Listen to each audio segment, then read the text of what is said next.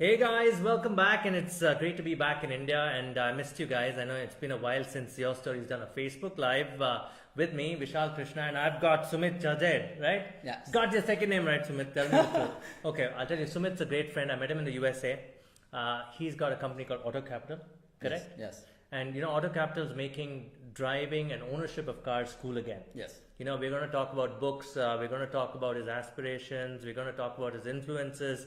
And by the way, this is also his third startup. Yes. And how does it feel like to be a serial entrepreneur? Would you say that? I would say it feels great, and I think the ecosystem is getting better and better with time. So every time I launch the startup, I'm feeling I'm more empowered with the whole ecosystem that is available here.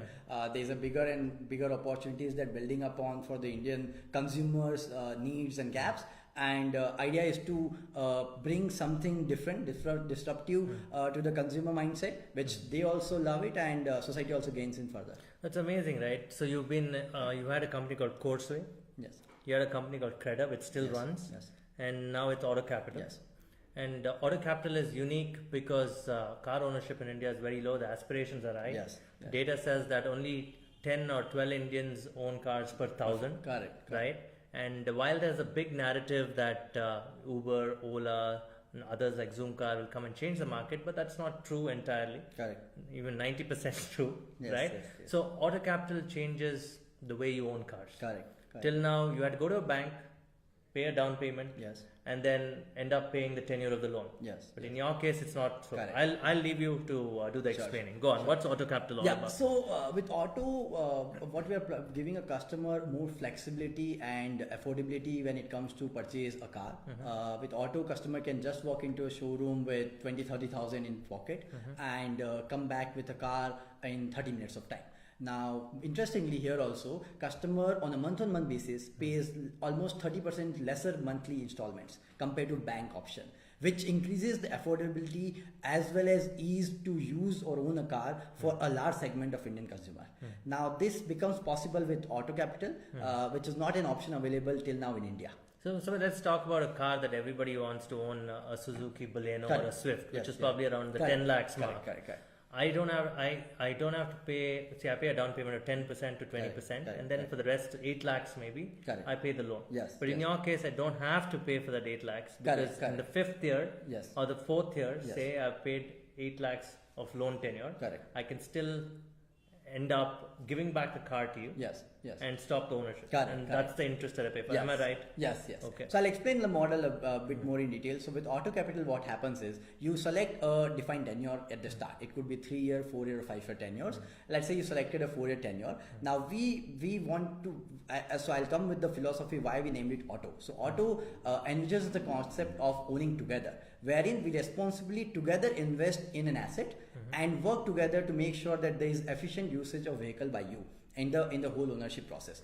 So now what happens with Auto is when you say we are going to use a vehicle only for 4 years, we rather finance you only 60% of the vehicle value and 40% is invested by us. So what happens in a 4-year tenure where the bank we are paying the 100% of the value, you are paying with Auto only 60% of the value. Hence, in place, for example, a 10 lakh car now can be financed or owned with 6 lakhs of financing. Right. And hence, your monthly installments will go down by almost 25 to 30% with us. So to a ballpark figure would be with a bank, in installment on 10 lakh car would be 25,000. With us, it will be 18,000 with less initial down payment and flexibility that after 2 years of time, if you want, you can completely own paying the remaining amount, or you can just upgrade to a new car. If you like some new car coming in the market and you are really want to own it, just come back to us, give the old car and take the new car home. So that's how the model becomes so we are ideally reinventing not only the ownership financing, but also the way you own and run the vehicle on the roads. It's interesting. I like the fact that his car is an asset class. It becomes a dead asset. I myself have experienced this, and I own 3 cars which are 10 years old and they don't have a resale value. That means I'm not using Maruti. Okay. So what happens is, because you said I pay only 18,000 instead of that 25,000. That remaining 7,000, I can probably put it in a mutual fund. You want to talk about that advantage? Correct. So I'll tell you, it's an interesting persona which again belongs to me by myself in being in this consumer mindset. That when we purchase a car, the car generally has a life value of 8 to 10 years. And what we do with the bank is invest 100% in last 4 years or first 4 years or 5 years of time. Now, basically, you are investing your money into a depreciating asset, which while today there are multiple options to invest and gain, you as an individual, a young individual, millennial doesn't want to do that. So if for example, in this case where in place of 25,000 you are paying 18,000, the 7,000 that you saved, even if you invest in an equity which gives you a return on 10% to you would end up almost making 1 lakh more in 4 years of time. So in the end, when you come back and take a car home, you actually have been owning a car in a much more efficient and in a much more cheaper price. It's interesting, right? So I can also return the car in 3 years if I wanted? Yes, if definitely. I'm unhappy with the car. Correct. So even if you have a 10 year or 4 years, after 2 years you can come back to us and get an upgrade anytime. How are the automobile companies looking at this? I know the startup is just 1 year old. Yes.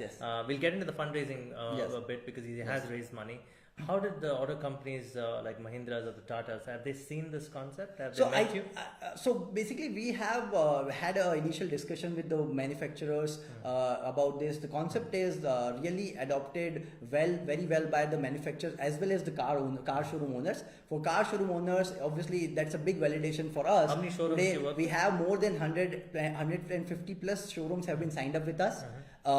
In just span of last 2 months, where we've gone live with these showrooms. And it's all digital, or should I go to the showroom and then the magic happens? No, so in India, see, 85% of the customer traction happens at the showroom level itself. Very well said, yes. So what we've done is we have made a very seamless enterprise application wherein you go to a car showroom, put up all your data into our system through the enterprise application, and within 5 minutes of time, we can approve the financing plan for you, which is like where the banks take 4 to 7 days of time, the old leasing companies take 10 to 12 days of time. We are basically disbursing money within 24 hours. Okay. So it's pretty fast. Let's go back to the past a bit in terms of why banks did not do this kind of business in the past, although it was allowed. I always thought there was some regulation because the secondary market, didn't have enough financing and therefore, you're not allowed by regulation. But you were saying that there is no such regulation. Yes. And that the market was not strong enough on the secondary side. Correct. So, how you took this idea to banks and they became your partners? Yes. So definitely, see, I would say the trigger has been the customer transformation,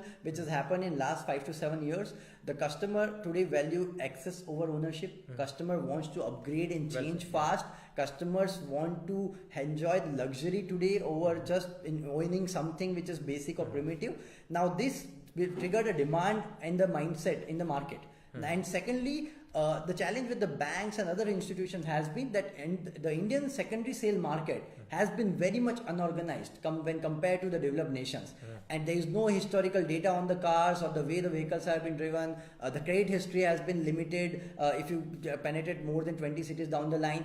Now this limits the bigger corporate like global companies or the banks to actually put their hands directly into the business. So when we reached out or approached these banks and financial partners, they really like this model because they know this is an opportunity. They know that operationally it's a constraint, or you need someone who has an expertise on the secondary market of automobile to do this, and that's where we become the favorite partner. Okay, so the asset sits on your book. Yes. So say if I returned it in the 4th year, what do you do with the asset? So interestingly, that's what our core expertise of my past ventures helps us, because we know the secondary sale market very well. We have plans to also launch a auto refinance product, which I am going live on YourStory to tell about. Thank you. So we have a plan to go with the auto refinance product, which will also finance the vehicle which comes back into our model again for another 3 years of time. So this can be a new customer. For a second-hand vehicle or a pre-owned vehicle. So in India, secondary sale market has just picked up. It is now, I would say, it's over 1.25 to 1 ratio.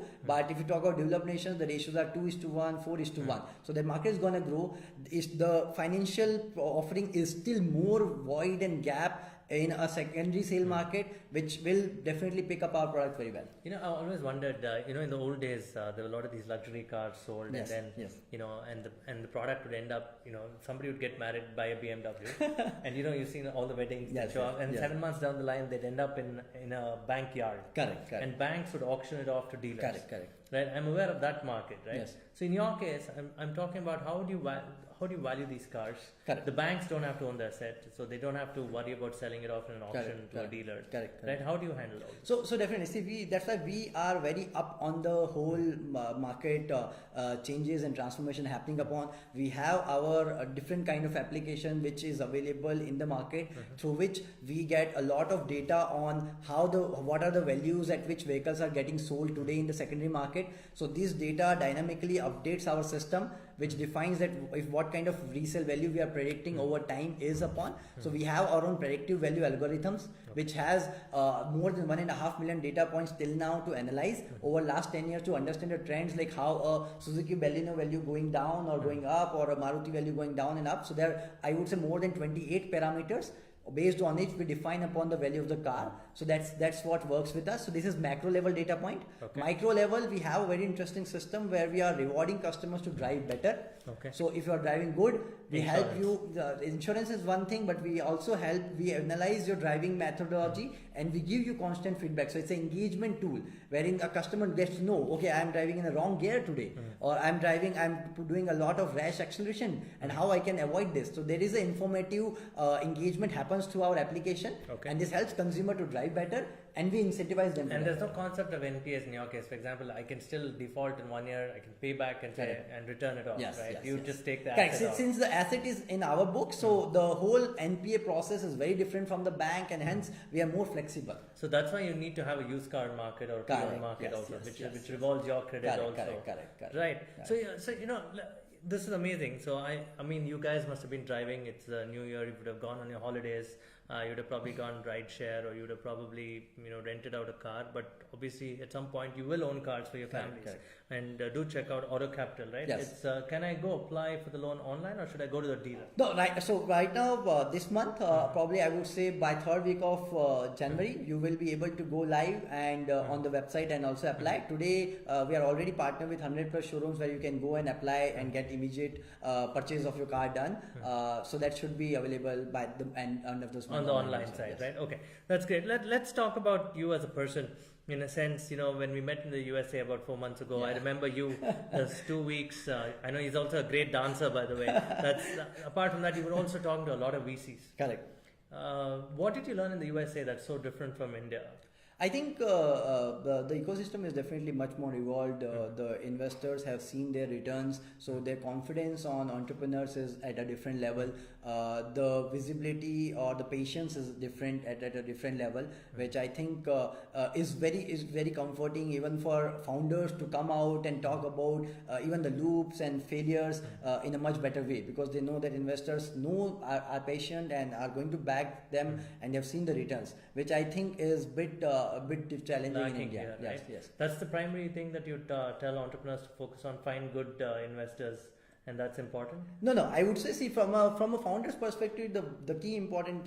So I have started my venture when there was no Tiger and SoftBank era. It was 2011, 12. Then that was Course Wave when we started off. And then Credar when there was a good wave of investments in the market, and now the corrected market. So I think the first key thing is to understand the opportunity very well. Don't deep dive, or just don't dive into an idea because you think it's good. You need to really connect with the real audience. You need to ascertain that the markets are big enough, the problem is big enough. It's not just a delta better than something which is existing today. If these 3 checks are done, then you're good to go. Execution is what matters most. If you are executing in the right way, investors will come to you. That's very well said. In that trip that we went in the US, everybody wanted, all the lawyers that we met, they were saying move your company to the US. But you were one of the few guys who said, I'm not going to the US. I have to do it in India because that's where the opportunity for buying or ownership of cars is. Would this model work in America, or has it already been done? So interestingly, in the developed nations like America, UK, this model has been working very well. Though again, it's not digital. It's not digital yet. The connection of your driving with your pricing is not there. It's a primitive bank loan option, a similar bank loan but option. Still lease is available. Still as a lease it's available, which is a good validation that markets which are developed, which are aspirational, they have 20% vehicles being sold on this concept, which is more than the total cars sold in India every year. I agree. So these have been big markets, but we definitely see when I went there are companies, there are manufacturers who are still interested. They want to partner with us because we are digital, we are using technology as a core of the system, and enabling this to be more efficient than what it has existed till now. So there has been quite a good interest, and we see Southeast Asia to be a big market for us in coming times. The other thing that I liked about what you said is you're talking about a full stack solution. Yeah, right. You're not just giving money.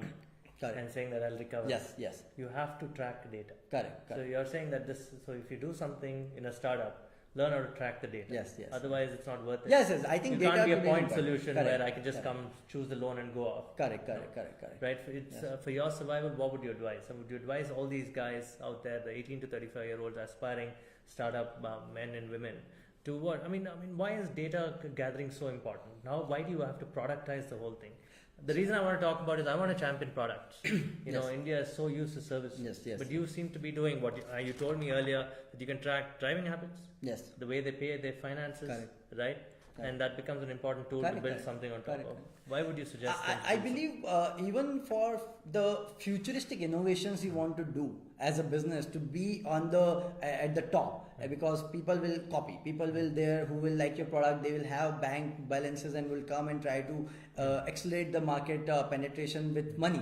But if your core is data, which takes time for anyone to build upon. If you already have, let's say, 1,000 cars which are giving you 100 million data points on a year, you have a lot more visibility to think and innovate further.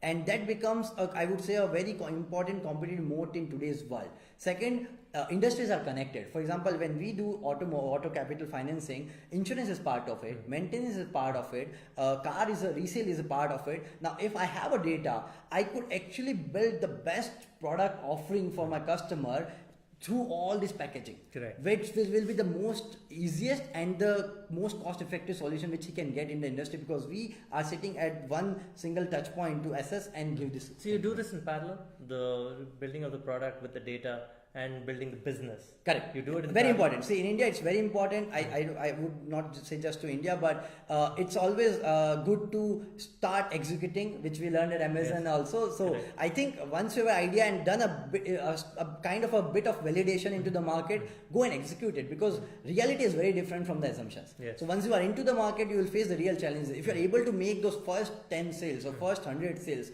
that is the benchmark.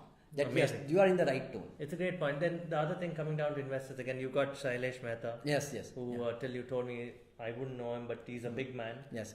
He's one of the most respected financial guys in the US, and also a big investor. Correct. He was the chairman of Providian. Yes. Right. Yeah. So how did you win this guy? I mean, to go to a guy who's been in the US all along, to convince him about the India market, how did you manage that? No, I think obviously it was difficult, because many people approach him, and he was, I would say, he was blunt enough to mention to me on the face itself that you met me in that event, and I say, okay, this is another guy I want to meet. But then because we met so many people and people were impressed by what we were doing, he got a second reference that, okay, no, you should look into this company. And then when he was in India, he contacted you? So I sent across a mail to him. He was in India. I said, okay, look, let's meet. But his schedule was tight, so he just gave me a call option. So he was traveling from Bombay to Pune on a drive. He said, I have an hour to discuss with you. So he made you sit down to call? So no. We were on phone. Just like 8:30 morning, he just called me up and we said, let's start. I have 1 hour to discuss with you. I spoke to him about the idea, the concept, and he loved it. And one key thing he loved about it, that we have thought about all the pieces what are going to be part of it. So you need to think not only about the one idea you're working upon, but the circumventing challenges or issues which can happen around. And if you have thought and have solutions for it, that is something which will impress a veteran. So I think that's something which helped us in like closing him to get as a board of advisor just in one call. And you've got K. Ganesh also. Correct. So yes. K. Ganesh, obviously founder of Growth Story. But you've raised say 5 crore. Yes. At this point of time. That's public, by the way. And you're going to do one more round soon. Yes. Yeah. How important is in this business? Do you have to raise more capital? When you look at Zoom Car and all the others, they've been raising capital after capital. That won't be your business. No. I think for us, that's why the important thing, that one thing we did at the first place is we knew the money is the raw material here. So we got very good debt partners with us. on the plate, because if you have debt partners who are ready to basically fund the cars, then your life is easy. And that's the banks. Correct. That's the banks. So that's what makes the life easy. So for us, fundraising initially is important because we're working a lot on technology. We want to create awareness in the retail market about such offering. Till now, I would say 99% of the Indian consumers are not aware about anything else than loan as a financing option. So we want to create that awareness. We want to reach out to more and more customers, and that will be possible through this initial round of money. Just a few closing points. You're from Udaipur. Yes. Originally, yes. You went to IIT Bombay. Yes. Your partner Nikhil also went to IIT. Yes. So you met there. We were three co-founders. So Nikhil has been my partner at Credar. So my partner at Oto Capital is Harsh Sarupia. So he's again from Udaipur. Harsh is from Udaipur. Harsh and we studied together at IIT Bombay. So we have been close friends for long. He worked along with me at Credar as well. So we have a professional working experience as well together. So that keeps us gelling. Does that IIT tag always help? I know Sailesh is from IIT, yes, and that connection always helps, doesn't it? I think, definitely that is important. I feel that has opened the first gate for you. That gives you a platform, that gives you a channel to at least go and reach out to people. Then definitely it's what you are. But yes, definitely I would say IIT Bombay or whatever IIT you belong to, but those channels are important. And I think, as again a suggestion for any founder entrepreneur, try to use your alma mater connections. They're always sensitive and wants to help. Okay, say there are no alma mater connections. How would you suggest an entrepreneur like that who's really great? You would have met so many of them. Give us some examples of people who are not from an alma mater like IIT or IIM. Have you met people who really cracked gold? I think so. I would say there are startups who are doing. There's one of the startup which I'm also like on the board and helping them out, and they just closed a round also. So it's a company started by a few MBA grads from a college in Mumbai, but their passion and their execution with what they have been trying to put fight on the ground is impressive. I think important for those people is today good thing is there are networking events happening around. People are looking at various interesting ideas to fund it across and support them. So you need to be more vocal. You need to be more outreach. You need to go out there. You need to go out in the market, be visible, be accessible. You might need to put a bit more effort. Have your 30 seconds, 7 seconds pitch very crisp, so people are able to know what you are doing exactly, and then take it from It's there. interesting. I like the point you said. You need to have a 7-second pitch, 30-second pitch, maybe a 2-minute pitch, which we learned in the US also, right? So you got to be ready for any situation. Yes. I can tell you that I met an investor a couple of days ago, and I took a startup to him, and the startup person said, can I show you the idea on the laptop? He said, no, just tell it to me. Yes. And thankfully the entrepreneur is prepared, but you got to be prepared for every eventuality. Correct. So quickly, your inspirations. So for me, my inspiration has been definitely from my family. It's my grandfather. He has been very hardworking, and very much to the society, devoted to the society, and that's what I believe we need to do a lot for our present What society. kind of business was he in? No, he was a teacher. Okay. So he was a teacher. He used to travel like 20 miles and every day to go and teach students about English in those days of 1970s and 80s, and English was new. So that's been one of my inspiration. I think entrepreneurs like K. Ganesh, who are still in and up for the building businesses, has been the inspiration. And then finally Elon Musk. Okay, and you've been reading books like Seat at the Table. Yes. Leadership. And Good to Great. Correct. What kind of books actually I think find your interest? Correct. So as founders, there are important two parts to it. One is to hone your leadership skills, because there is lot more challenges, lot more situations, and pressure is going to come to you being founders, being the leaders. So you need to, one thing is you learn by experience, but the important is to not make failures there. So learn by what people have done over time, and books present a very good way to do this. Second, books which are important is to also be up with the changing technologies, the changing system around you, the changing philosophies around you. So because then you are able to broaden your vision and think globally, think way beyond the horizon. So I think these are the two important areas where, as youngsters, founders, we need to read upon. So that's Sumit Chazzed, correct? Chazzed. Chazzed, correct. I finally got it right. And listen, go check out Oto Capital. That's OTO Capital. OTOcapital.in. .in. And your Twitter ID? It's Sumit Chazzed. So you can write to him there, and Happy New Year to all of you. Hope 2019 brings you success, gold, and even though if you fail, you can learn a lot. Yes. And so that's what we live for. And see you, Sumit, again. And check out YourStory. I'm going to put out his link and the article soon. Thanks, guys. Bye. Bye. That's it. 10-minute lag on the internet.